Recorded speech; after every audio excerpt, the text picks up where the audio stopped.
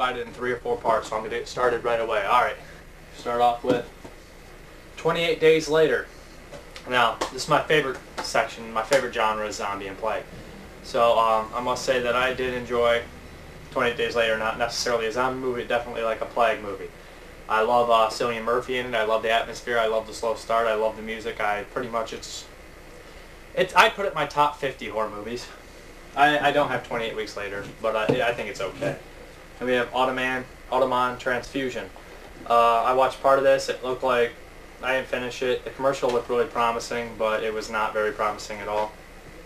The movie, what I saw, it looked like a fan film with a bunch of like short zombie movies they started filming, and then they decided to slap them all together in the movie at the end. But I don't know. I need to watch the whole thing. And then we have Lucio Fulci's Beyond, the Anchor Bay edition. I must say that this is a freaking awesome movie. This is probably his most well-made, famous movie. I'm not sure this or zombie, but I must say Beyond has a lot of awesome things in it. He delivers on the gore. It's not really a technical zombie movie, but at the end, all hell breaks loose with zombies and everything, and it's some pretty cool zombie footage. And then we have Bone Sickness here. I must say I didn't care for Bone Sickness, but I do enjoy that the director does love horror movies, I can tell that much, and it seemed that he delivered on the gore and he tried some new things. He did do almost everything himself in the movie, so I didn't care for it though.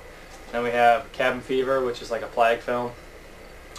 You know what? A lot of people hate this. I pretty much love it. I love the character of Bert, who's a complete and utter asshole. What's his name?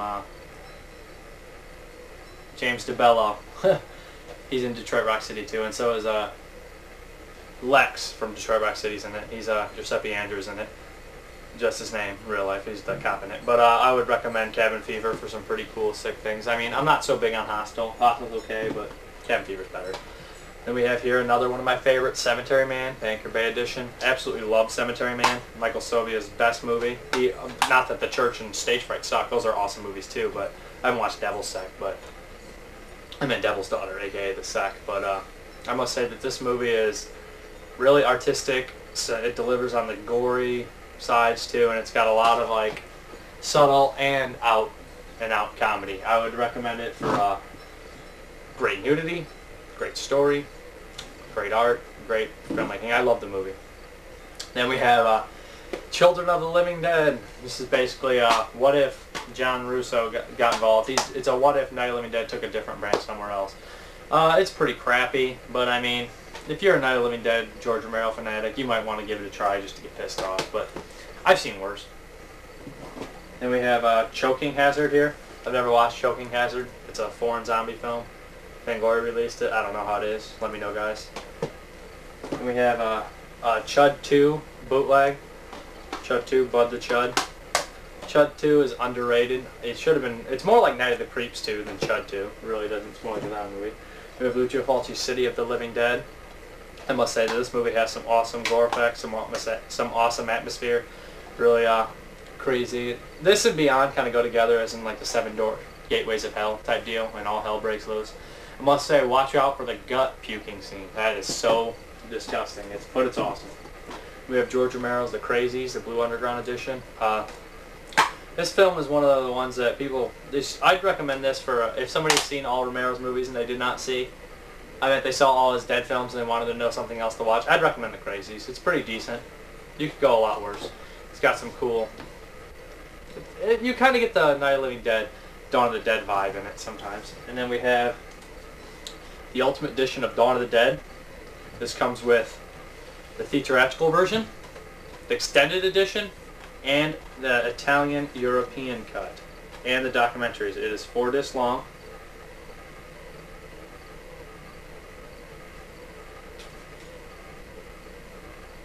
It also comes with a comic book. I must say that my favorite is the extended edition. I always watch the extended edition. I always watched the extended edition since I was about 10 years old. I just love it. I love it. It makes it more epic. Then again, you have to come in with the second best is definitely the theatrical version, and probably the one that most fans will watch because it's shorter and straight to the point. And then there's a Euro cut, which is more action-packed and violence, and it's shorter. But there is a scene in that one that's not in neither of the films I absolutely love. when Peter says, "What if the lady gets bit? You need to chop off her head." That is awesome. I just don't like the mixed soundtrack on the Europe cut as much. So we have the just typical theatrical cut of Anchor Bay DVD.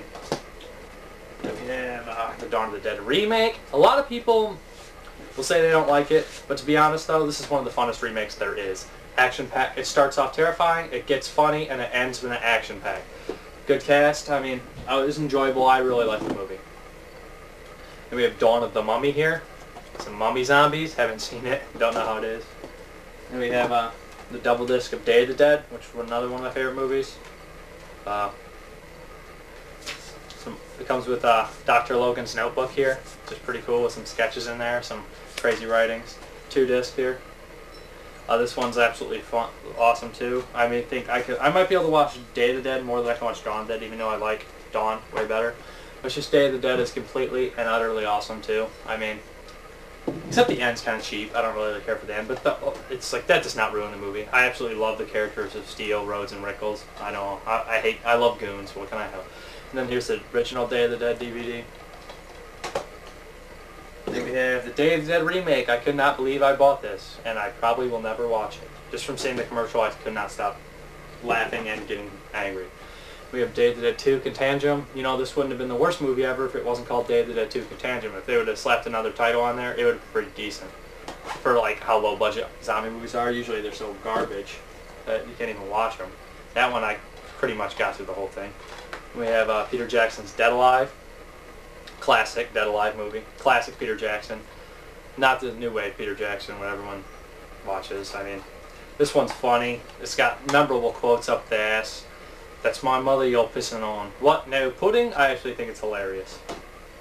And it's pretty gory too, and it's got that cheesy love story in there, and then it goes all horror on you. Then we got Dead and Buried. A double disc, I believe. It's been a while since I watched it. Yep. Pretty awesome movie here. Blue Underground. Has an early appearance by Robert Englund in there, and it has quite a nasty little eyeball stabbing scene, and it's got a cool twist. And we got Code Red's release of Dead Pit. I've not watched it all yet. Ooh, that's no good. That's no good at all. Looks alright though. But I must recommend the Dead Pit DVD at least, because it does have a real cool interview on here. This is just a single edition, and the transfer looks really awesome. It's been a long time since I've seen the original though, and it's been a long time since I watched that movie altogether. Then we have Death Dream, aka The Night Andy Came Home. It's a Bob Clark movie. This movie it's not, you think zombie movie, you wouldn't think like this type of movie, but this movie's a suspense thriller too, and it really had a good message and a lot of balls for its time. Almost all of these are great movies so far. We got a Cheese Fest, Dead Hate the Living. I don't think it's that bad. It's been a long time since I've seen it. I know it's got Matt McGrovey in it or whatever, the Tiny from the Devil's Rejects films. It's been a long time. And then a guilty pleasure of mine is The Dead Next Door. This is the Anchor Bay edition right here. I do have a Canadian edition also, but I must say that I've always liked The Dead Next Door. When I first saw it, I was younger. I was like, what? I didn't really care for it. But then, like, the second time I viewed it, which was shortly after, I fell in love with the movie, and pretty much all Temps movies, Dead Next Door, Skinned Alive, Bloodletting, Sandman, Polymorph, Ozone, kind of has a special place in my heart for those movies. And then here's the Canadian edition to Dead Next Door. Oh yeah, by the way, it's like a big homage to Romero's movies, and it delivers on the gore. It does have some cheese moments, but can't complain.